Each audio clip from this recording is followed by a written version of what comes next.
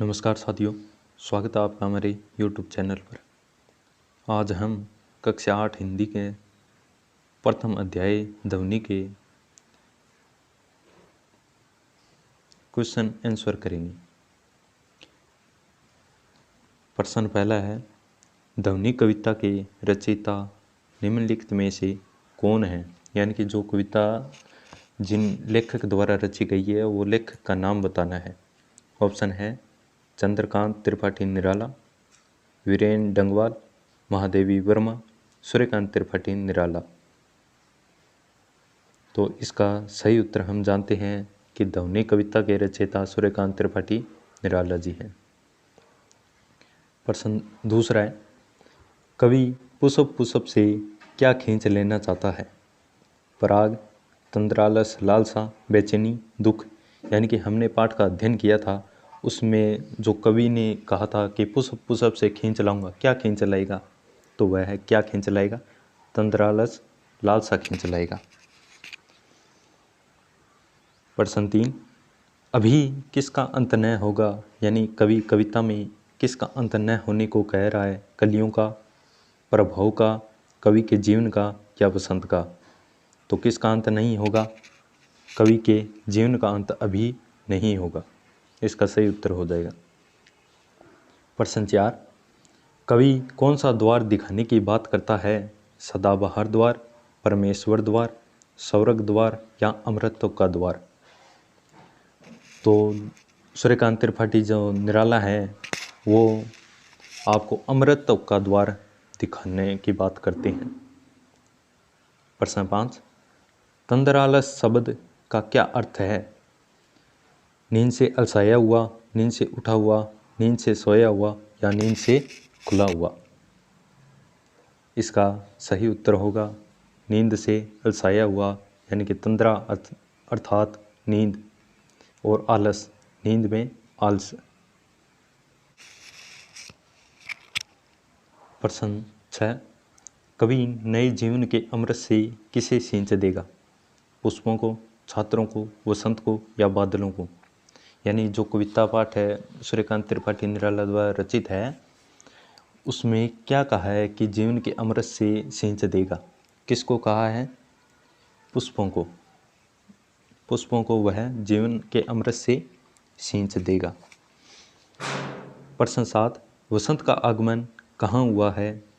One rupee जीवन में, कवि रूपी व्यक्ति में, कलियों रूपी स्वप्न में, पुष्प रूपी निद्रा में? तो इसका सही उत्तर होगा वन रूपी जीवन में। प्रश्न 8, कवि खिले फूलों को कहाँ का द्वार दिखाना चाहता है? उद्यान का, उपवन का, स्वर्ग का, अनंत का? इसका सही उत्तर होगा अनंत का, यानी कि जहाँ तक कोई भी सीमा न हो उसकी। प्रश्न 9, किस के आगमन पर पेड़ों पर नई नई हरी हरी पत्ते निकल आते हैं? कवि के आगमन पर, वसंत के आगमन पर, स्वप्नों के आगमन पर, बचपन के आगमन पर? तो नए नए हरे हरे पत्ते वसंत के आगमन पर निकल आते हैं। तो इसका सही उत्तर होगा वसंत। प्रश्न 10, कलियां किसका प्रतीक है? यानी पाठ में आया हुआ शब्द कलियां किसका प्रतीक है? वसंत का प्रतीक है, नवयुवकों का, प्रातःकाल का या स्वप्न का? तो कलियां नवयुवकों का प्रतीक है, क्योंकि यह पाठ ही नवयुवकों को समर्पित है। प्रश्न 11, कवि पुष्य पुष्य से क्या खींच लेना चाहता है? मिठास, पराग, खुशबू, तंद्रालस, लालसा? तो कवि पुष्य पुष्य से तंद्रालस, लालसा खींच लेना चाहता है। प्रश्न 12, कलियां कोमल में किस अलंकार का प्रयोग हुआ है? अनुप्रास का, पुनरोक्ति, यमक या श्लेष? तो कलियां कोमल है, इसमें क वर्ण की आवृत्ति 2 बार हुई है, यानी कि इसमें अनुप्रास अलंकार का प्रयोग हुआ है। प्रश्न 13, कवि पुष्यों को सहर्ष किससे सींचना चाहता है? नवजीवन के अमृत से, नवजीवन के जल से, नवजीवन की वर्षा से या इनमें से कोई नहीं? तो कवि पुष्यों को सहर्ष नवजीवन के अमृत से सींचना चाहता है। कवि प्रश्न 14 है, कवि खिले फूलों को कहाँ का द्वार दिखाना चाहता है? उपवन का, विद्यालय का, अनंत का या उद्यान का? तो कवि खिले फूलों को अनंत का द्वार दिखाना चाहता है। प्रश्न 15, अभिन्न होगा मेरा अंत का क्या आशय है? यानी कि जो कविता का शीर्षक है अभिन्न होगा मेरा अंत, इसका आशय क्या है? ऑप्शन है, मैं अभी नहीं मरूंगा, मेरा अंत कभी नहीं होगा, मुझ में अभी बहुत सारा रचनात्मक कार्य करने की शक्ति मौजूद है, मेरा अंत थोड़ी देर बाद होगा।